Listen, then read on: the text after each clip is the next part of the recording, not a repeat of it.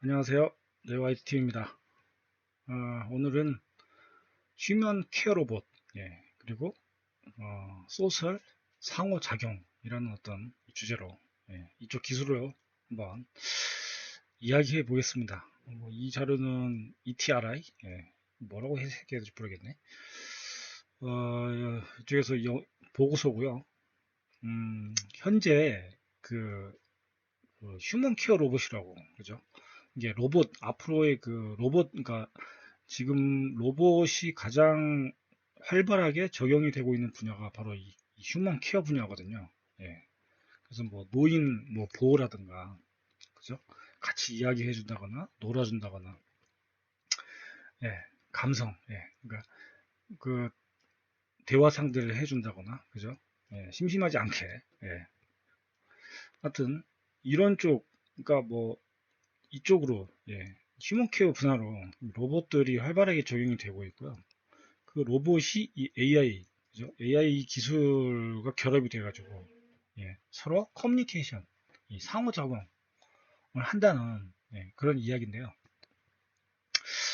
어, 일단은 이 휴먼 케어 로봇, 이게 이제 사실은 이것 때문이죠. 고령층, 그다음에 1인 가구, 일본이 가장 활발하고요. 예. 이 고령층과 1인 가구가 급증해서 사람들이 이제 혼자 사는 사람이 굉장히 많아졌죠.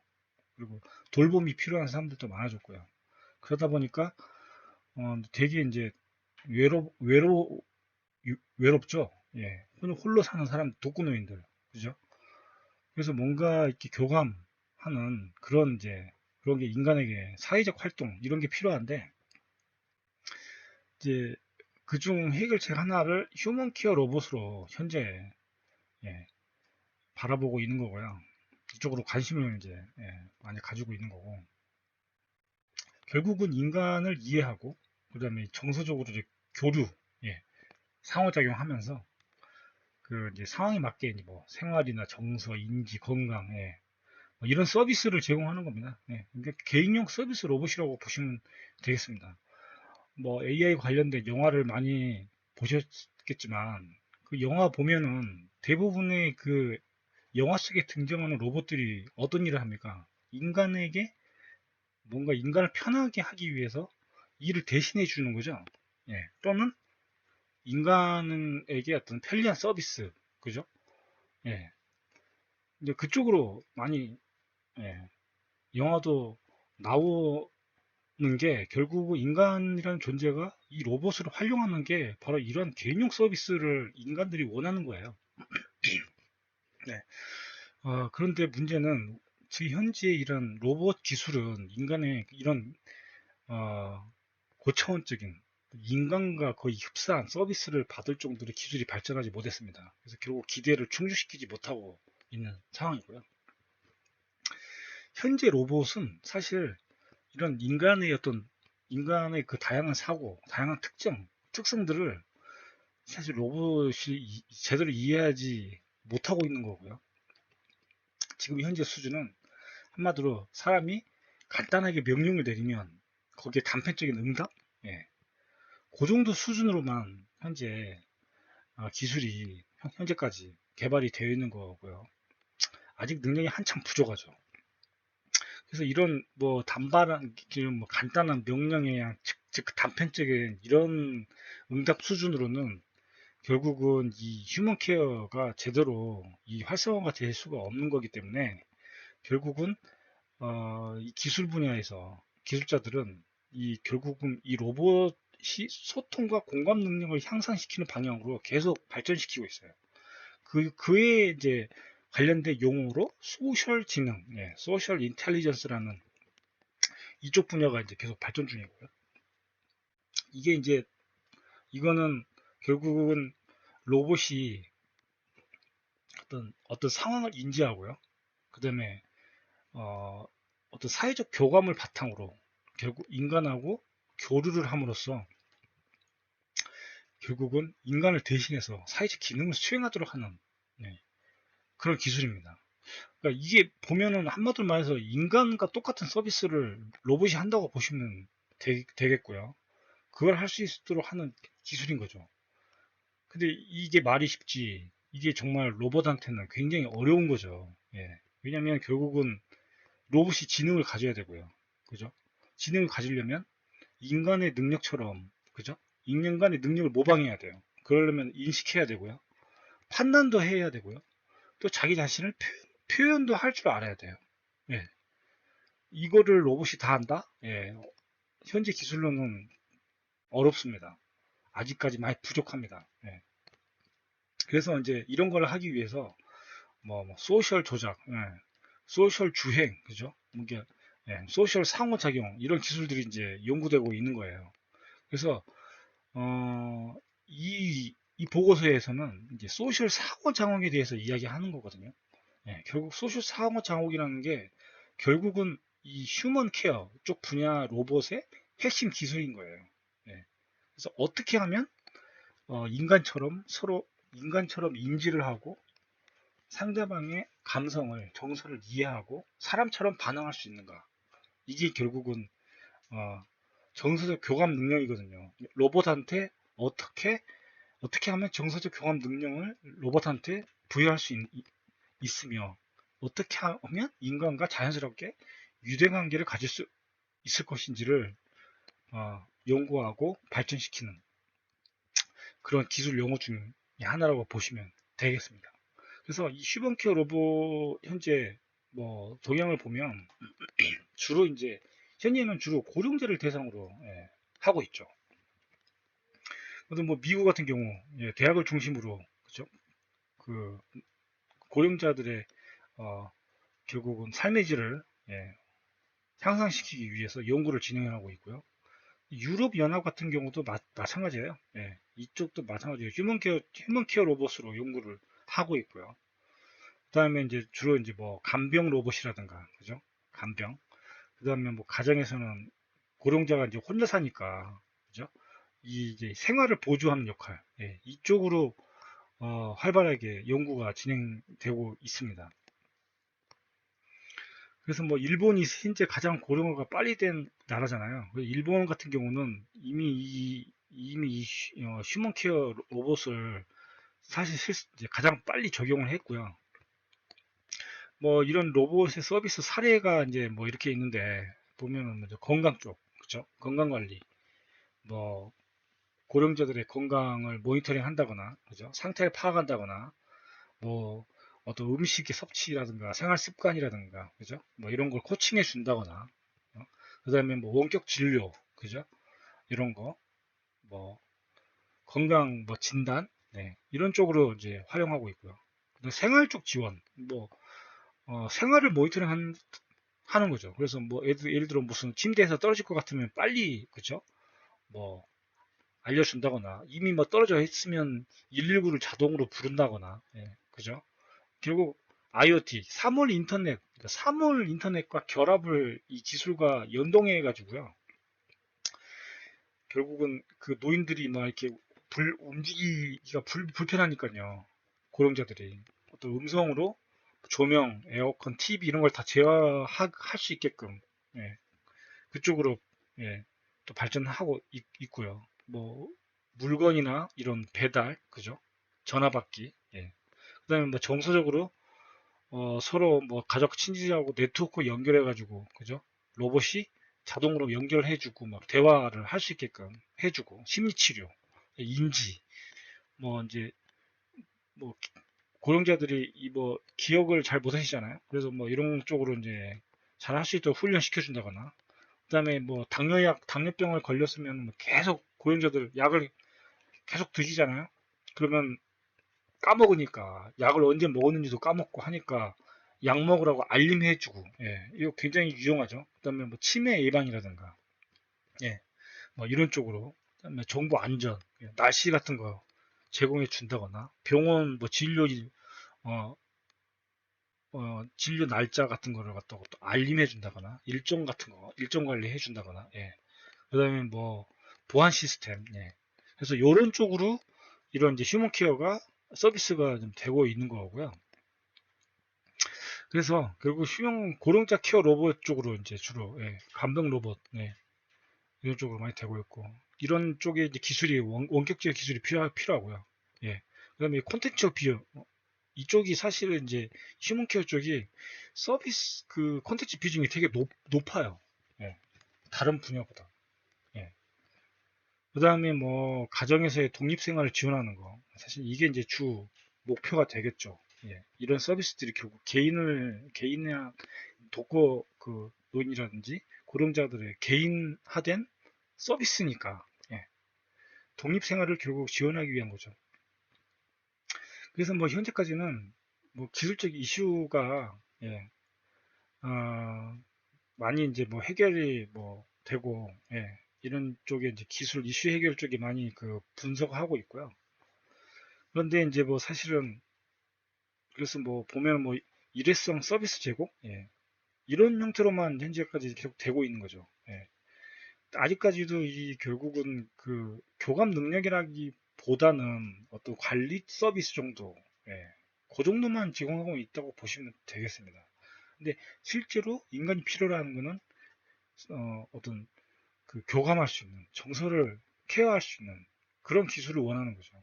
그래서 이쪽으로 그 기술 레벨이 있어요. 예, 소셜 작용을 위한. 그래서 보통 뭐 이렇게 영은 뭐 거의 없는 거고, 그죠? 한 3 정도 되면은 사람의 행위에 의해서 어떤 조절이 된 상호작용 할 수 있는 거고요.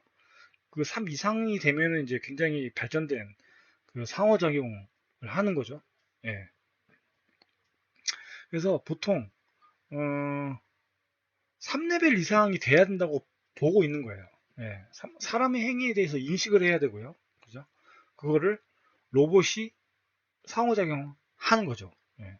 그 행위에 적절한 어떤 반응을 보인다거나 거기 행위에 맞는 케어를 로봇이 판단해서 해주는 정도. 그러니까 3레벨부터입니다. 예. 그래서 뭐 1레벨에서 3까지는 뭐 단기적인 상호작용, 그리고 3레벨 그죠? 이후죠, 이후. 예. 이후부터는 이제 장기 상호작용이라고 이제 뭐 부르고요.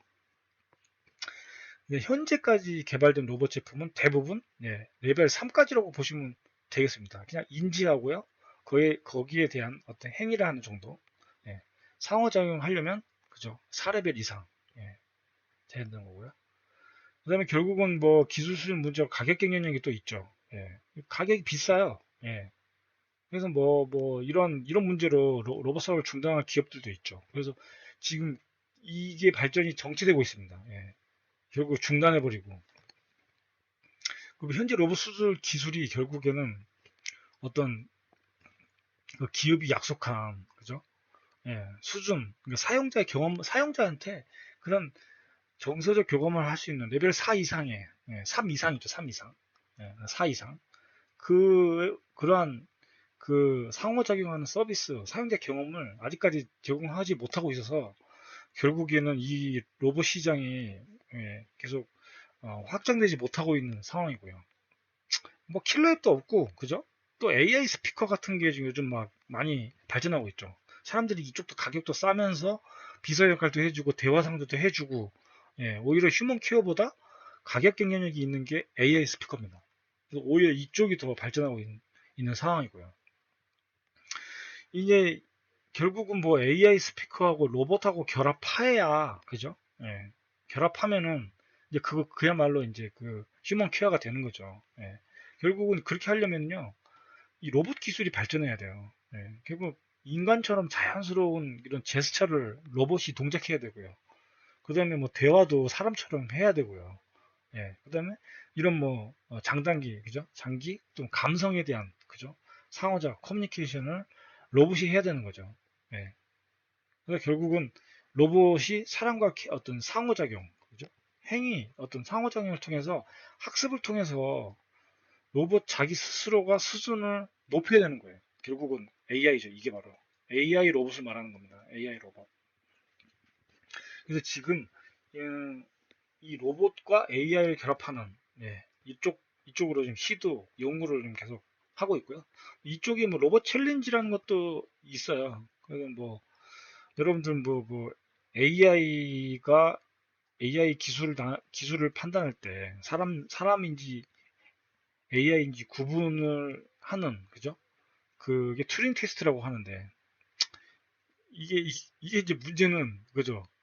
사람이 질문한 게 이게 사람이냐 AI냐 라는 거를 어, 하는데 되게 이제 구분 못하는 단계까지 최근에까지 기술이 발전을 했고요.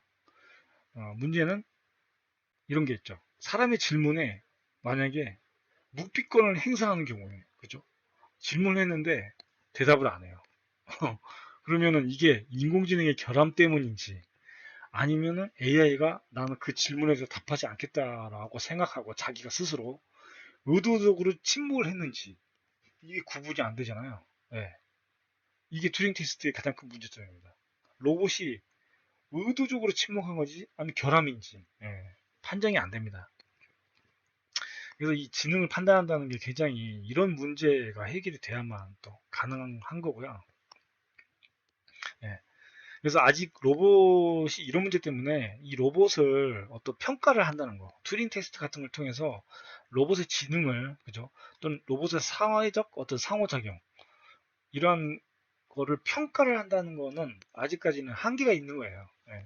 그래서 그럼에도 불구하고 이 로봇 챌린지라는 게 뭐 계속 뭐 로봇 챌린지를 계속 하고 있는 거고요. 음. 아무튼 뭐 여기 뭐 한국전자통신연구소에서도 뭐 이런 걸 하고 있다고 합니다. 표준화된 그죠? 어, 목표지향 평가 도구를 개발해 가지고요. 결국은 평가한다고 하네요. 예. 어떻게 평가하는지는 뭐 자세하게는 뭐 말하기는 어려운데 아무튼 평가를 한다고 하고요. 그럼 뭐 사회적 상호작용의 보트 기본적인 어떤 그죠? 평가 항목 중에 뭐 이런 게 있는 거죠. 얼굴이나 몸을 상대방을 향하는 거, 그다음 바라보기. 상대방과 교감을 하려면은 편안하게 눈을 맞춰야 되죠. 그다음에 위치시키지, 그죠? 상대방이 거리를 두고 너무 가까우면은 거부감을 느낄 수 있으니까 적당히 떨어져야죠. 그다음에 뭐 이제 터치가 굉장히 중요하죠. 우리가 상황 교감하는데. 그다음에 어떤 조절, 그죠? 이런 항목들이 이제 있는 거거든요. 평가 항목이. 그래서 이런 것들을 다 만족시키고 충족시켜야 소셜 상호작용을 한다라는 적합하다라고 판단을 낼 수가 있겠죠. 그래서 이런 이제 대인관계 지능이 이 휴먼 케어 쪽에는 필수적이라고 볼 수 있겠습니다. 그다음에 그래서 결국은 이제 패러다임이 결국 이겁니다. 감지하고요, 사고하고 행동하고 이게 결국은 어, 의사결정의 하나의 과정이라고 보시면 되겠고요. 로봇의 지능이라는 게 결국에는 그 어떤 그죠? 그 감지를 해야 되잖아요. 그 인간의 행동, 언어, 그죠? 표정 이런 걸 감지를 하고요. 이런 것들을 일단 인지를 해야 되고 이 인지한 그 데이터를 저장해야 되고요. 그죠? 또 사고하면서 이를 기반으로 그죠? 어떤 관심, 그죠? 그 인간의 이런 행동을 한 이유가 뭔지를 로봇이 판단해야 되고요. 그죠? 관심 영역이라고 해서 그런 것들을 알아야 되고요. 예. 그리고 이제 규칙 기반으로, 그죠? 그럼 어떤 규칙을 나열해 놓고 그 규칙에 따라서 의사결정을 하는 거죠. 예. 이게 지금 현재 보통 일반적인 로봇의 상호작용의 하나라고 보시면 되겠다. 그러니까 규칙 기반이라는 거예요. 규칙 기반. 예. 근데 그러면 많은 규칙들, 그죠? 많은 규칙, 그 규칙 케이스들을 그 로봇이 많이 가지고 그 로봇을 제어하는 소프트웨어가 그런 규칙들을 다 가지고 있어야만 좀 더 발전된 상호작용을 하는 거고, 그죠? 그런 게 없는 케이스가 뭐 없는 경우는 멍 때리고 있는 거겠죠. 그래서 AI가 이제 주목받으면서 결국은 이 기계학습 기법이 적용되고 있습니다. 이거는 룰 기반의 어떤 의사결정하고 다른 거죠. 예. 이거는 어떤 데이터를 기반으로 로봇이 다양한 상황을 학습을 하고요. 미리 예측을 하고 결정을 내리는 거예요. 그래서 주로 이제 확률 기반으로 알고리즘이 만들어져 있고요. 결국은 어떤 예를 들어 뭐 X라는 어떤 상황, 데이터, 뭔가 X라는 상황이 주어졌을 때 이때 Y가 발생할 확률은 얼마인가 이런 거를 계산한다고 보시면 되겠습니다. 이 기계학습이라는 게. 예. 그래서 확률을 계산해가지고 가장 높은 확률의 행동을 하는 거죠. 거기에 그에 맞는 동작을 하는 거고요. 확률이 높은 거를 선택하는 거죠. 그래서 기하 기반의 기계학습 알고리즘 이런 걸 하는 거예요. 근데 이런 벡터 이런 기하 관계 추론 이런 게 이제 활용되고요. 그에 대한 알고리즘과 KNN, 그죠? SVM, K민, 클러스터링 이런 기술 이런 이제 그죠? 이런 알고리즘 예, 이름이 기계학습에 사용되고 있는 거죠. 그다음에 회귀기법 이쪽으로 이제 많이 쓰는 게 딥러닝이라고 하는데 CNN, 컨버런셜 뉴럴 네트워크라고 하고요. 결국은 지도학습인데, 그러니까 어떤 데이터를 주어주고요, 어떤 상황을 주어주고 이 상황은 어떤 상황이다라고 답을 알려주고 학습시켜주는 거죠. 예.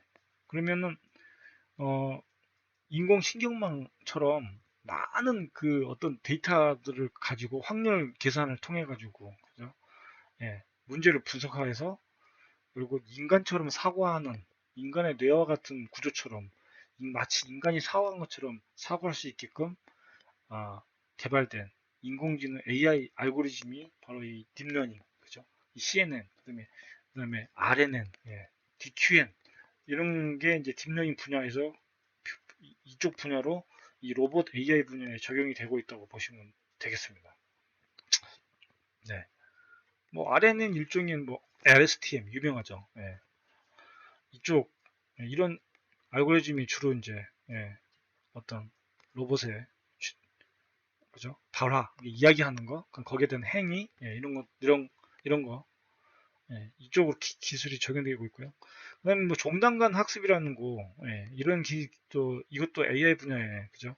하나의 학습 방법인데요. 이게 뭐냐면 결국은 입력부터 출력까지 사람이 개입하지 않는 겁니다. 이거야말로 이 종단간 학습, 엔드 투 엔드 이 학습이 결국은 최종 목표인 거죠. AI 기술에 인간이 개입하지 않고 입력부터 출력까지 로봇이 스스로 한다. 그럼 로봇이 스스로 이걸 하려면은 어, 인지하는 것도 카메라를 통해서 자기가 스스로 상황을 인지하게 되고요. 인지하고 그 데이터를 입력받아가지고 그죠? AI 학습 모델에 의해서 학습을 하고 추론을 하고 예측을 한 다음에 그죠?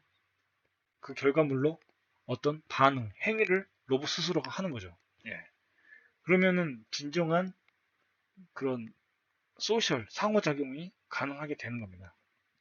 네. 결국 이게 이제 대인관계 지능을 최종판인데 예. 어, 지금까지의 기술은 아직 이런 지금까지 그죠? 대인관계 지능을 구현한 이 딥러닝 기술들은 그 완벽한 그죠? 엔드 투 엔드 방식이라고 보기는 어렵다고 보시면 되고요. 완벽하지 않은 거죠. 왜냐면 학습 데이터를 인간이 직접 입력해 줘야 돼요. 예. 지금의 딥러닝 기술은 그렇습니다. 그래서 얼마나 많은 학습 데이터를 양질의 학습 데이터를 이거를 확보하느냐가 이 딥러닝 기술의 핵심입니다. 예. 그래서 결국은 정부에서도 그런 얘기 하잖아요. 예. 그 이런 빅데이터 그죠? 인공지능을 활용하기 위한 빅데이터 양질의 빅데이터를 수집하고 분류하고 저장하고 하는 거는 인간이 해야 할 수밖에 없다. 맞아요. 이게 트레이닝 데이터라고 해서 이 트레이닝 데이터는 그죠? AI에게 학습시키기 위한 이 트레이닝 데이터는 사람이 분류해서 만들어 놔야 되는 거예요. 예.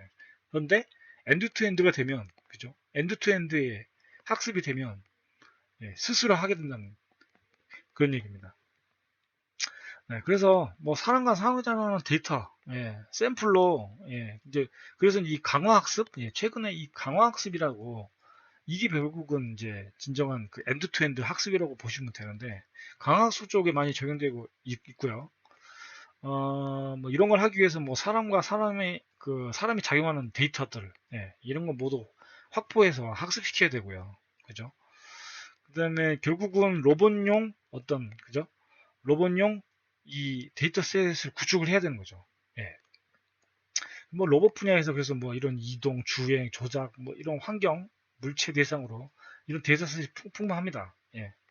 로봇 분야는. 반면에 어떤 사람을 대상으로 한 데이터셋은 아직까지 많지가 않아요. 그래서 결국 로봇 분야에 이 강화학습을 적용하기가 굉장히 수월하다. 예, 하고요. 이런 공개된 데이터셋, 그죠?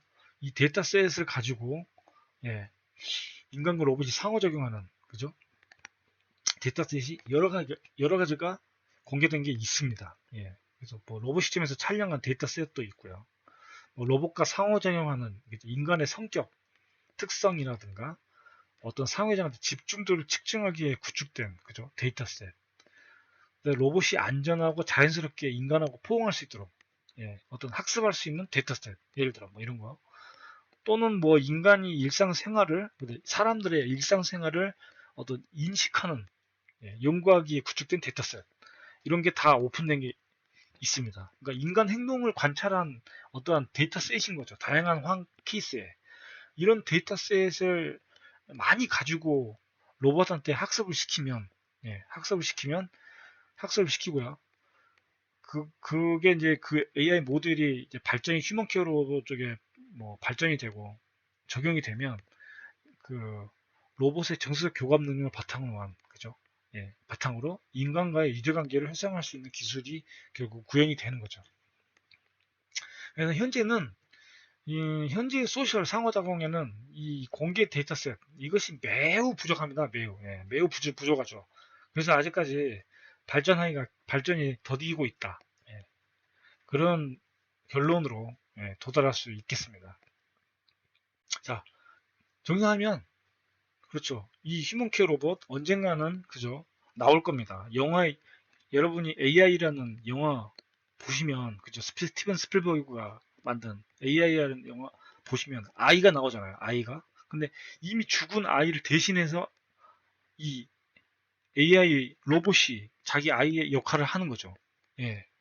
그 정도의 어떤 휴먼 케어 서브 정도의 로봇 수준까지 도달하려면 결국은 딥러닝 기술, 그 다음에 엔드 투 엔드 종단간 학습 기술, 그 다음에 그 인간과 상호작용을 하기 위한 수많은 데이터셋, 그리고 그런 로봇의 어떤 관절이나 동작이라든지 현재 로봇의 물리적 동작에 대한 인간 수준의 어떤 하드웨어 로봇 기술, 이게 다 만족을 시켜야만 영화 속에 등장하는 그게 가능해진다는 거죠.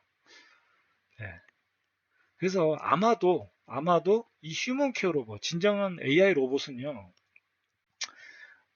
소프트웨어는 이미 발전해서 할 거고요. 예, 머지않아. 하드웨어 쪽이 가장 문제가 될 겁니다.